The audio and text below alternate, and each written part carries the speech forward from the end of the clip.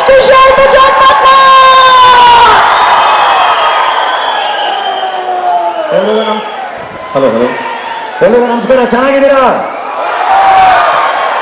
ನಮಸ್ಕಾರ ಚನ್ನಪಟ್ಟಣ. ಮೊದಲನೇದಾಗಿ ನಮ್ಮ ಸಿ ಪಿ ಯೋಗೇಶ್ವರ್ ಸರ್ ಅವರಿಗೆ ಒಂದು ಅಭಿನಂದನೆಗಳು. ಬಹಳ ಅದ್ಭುತವಾಗಿ ಕಾರ್ಯಕ್ರಮನ ಆಯೋಜಿಸಿದ್ದಾರೆ. ಅವರ ಪ್ರೀತಿ ಅಂಡ್ ನಿಮ್ಮೆಲ್ಲರ ಪ್ರೀತಿ ಇಲ್ಲಿವರೆಗೂ ಕರ್ಕೊಬಂತು.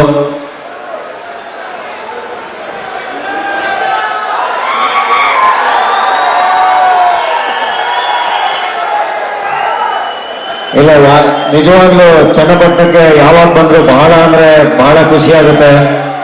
ನನ್ನ ಬಡವರ ಸ್ಕಲ್ ರ್ಯಾಲಿ ಶುರು ಮಾಡಿದ್ದು ಇಲ್ಲಿಂದಾನೆ. ಇಲ್ಲೇ ಪೂಜೆ ಮಾಡಿ ಇಲ್ಲಿಂದ ಶುರು ಮಾಡಿದ್ದು ಇಡೀ ಕರ್ನಾಟಕ ಸುತ್ಕೊಂಡ್ಬಂದೆ. ನಮ್ಮ ಅಪ್ಪು ಅವ್ರ ಜೊತೆ ಯುವರತ್ನ ರ್ಯಾಲಿ ಇಲ್ಲಿ ಬಂದಾಗ ಒಂದು ದೊಡ್ಡ ಮೆರವಣಿಗೆ ಆಗಿತ್ತು. ಸೊ ಬಹಳಷ್ಟು ಅದ್ಭುತವಾದ ಮೆಮೊರಿಗಳಿರುವಂತ ಜಾಗ. ನಿಮ್ಮ ಪ್ರೀತಿಗೆ ಯಾವಾಗಲೂ ಶರಣು. ಎಲ್ಲ ಕಲಾವಿದರನ್ನ, ಕನ್ನಡ ಸಿನಿಮಾಗಳನ್ನ ಇಷ್ಟೇ ಅದ್ಭುತವಾಗಿ ಪ್ರೀತಿಸಿ ಬೆಳೆಸ್ತೀರ. ನನಗಿನ್ನು ಒಂದು ಬಡವರ ರಾಸ್ಕಲ್ ಅನ್ನೋ ಸಿನಿಮಾ ನಾನು ನಿರ್ಮಾಣ ಮಾಡಿದಾಗ ನೀವೆಲ್ಲರೂ ತುಂಬಾ ಪ್ರೀತಿಯಿಂದ ಕೈ ಹಿಡಿದಿದ್ದಕ್ಕೆ ಇವತ್ತು ಸಾಕಷ್ಟು ಸಿನಿಮಾಗಳ ನಿರ್ಮಾಣ ನನ್ನ ಕೈಯಿಂದ ಸಾಧ್ಯ ಆಯಿತು.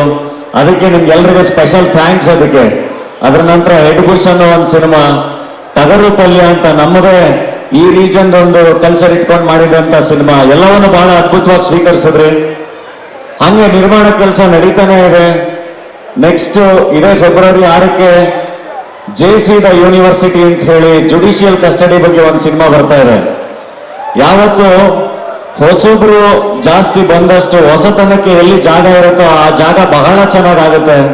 ಸೊ ಕನ್ನಡ ಚಿತ್ರರಂಗದಲ್ಲಿ ಇವತ್ತು ಹೊಸಬ್ರಿಗೆ, ಹೊಸ ಕಲಾವಿದರಿಗೆ, ಹೊಸ ನಿರ್ದೇಶಕರಿಗೆ ಎಲ್ರಿಗೂ ಬಹಳ ಸ್ಪೇಸ್ ಇದೆ.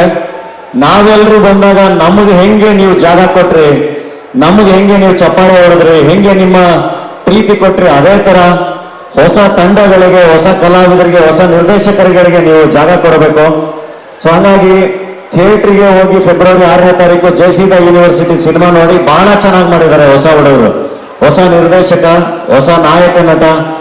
ಸೊ ದಟ್ ಅವ್ರೆಲ್ಲರೂ ಮತ್ತೆ ಬರೋಕ್ಕೆ ಅವಕಾಶ ಸಿಗುತ್ತೆ. ನಿಮ್ಗೂ ಪ್ರೀತಿಸಕ್ಕೆ ಇನ್ನೊಂದಿಷ್ಟು ಜಾಸ್ತಿ ಜನ ಕಲಾವಿದರು ಸಿಗ್ತಾರೆ. ಸೊ ಎಲ್ರ ಮೇಲೆ ನಿಮ್ಮ ಆಶೀರ್ವಾದ ಹಿಂಗೆ ಇರಲಿ.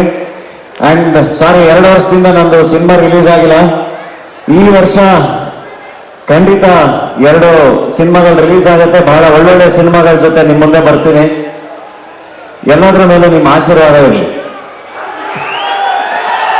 ಹೇಳ್ತೀನಪ್ಪ, ಅದೇ ಯಾವ ವೇದಿಕೆ ಹೋದ್ರೂ ಅಂಕಲ್ನ ಹೊಡೆದಲ್ಲೇ ಆಚೆ ಹೋಗಕ್ಕಾಗಲ್ಲ. ಬೆಳೆಸಿದಲ್ಲ ಬೆಳೆದಿತ್ತು, ನೂಕಿದ್ ನಾವು, ಹೊಡೆದಿದ್ ನಾವು, ಬೆಂಕಿ ಹಚ್ಚಿದ್ ನಾವು, ಅದ್ರಲ್ಲಿ ಜೋಳ ಬೇಸ್ಕೊಂಡು ತಿಂದವ್ರು ನೀವು. ಆ ಅಂಕಲ್ನ ಹೊಡಿತೀರಿ ಸುಮ್ಮನೆ.